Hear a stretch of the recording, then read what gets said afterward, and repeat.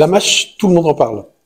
C'est 8 millions de personnes qui ont trop de graisse dans le foie, de la stéatose, et 800 000 qui sont en train de fibroser et qui ont réellement une MASH.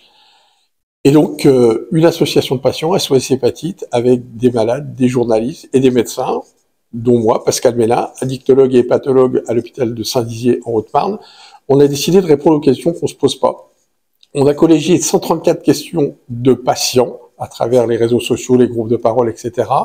Et pour se rendre compte que régulièrement des patients, à la sortie d'une consultation médicale, n'avaient pas osé poser la question, n'avaient pas leur réponse et revenaient sur les réseaux sociaux pour avoir des réponses.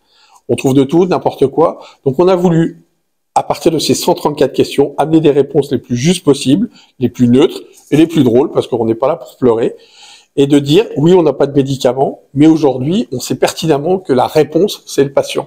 C'est à lui de trouver son traitement en lui. Et ça, c'est pas toujours facile en tant que médecin de le dire. Et puis, on s'est rendu compte qu'il y avait peut-être un sous-groupe de patients un peu particulier qui étaient les gens qui avaient une addiction au sucre. Ils sont 15 à 20%. Et pour eux, c'est très compliqué d'abandonner le sucre. On peut pas se contenter d'une ordonnance et de leur dire, il faut arrêter le sucre, il faut que vous maigraissiez. La réponse, elle est ailleurs, elle est dans le comportement et l'indication du médecin et pas forcément l'indication du patient. Donc, acheter ce livre-là, c'est aussi de réfléchir à comment moi, en tant que médecin, je peux parler avec mes patients à partir des questions qu'ils se posent et auxquelles j'ai pas toujours donné une réponse.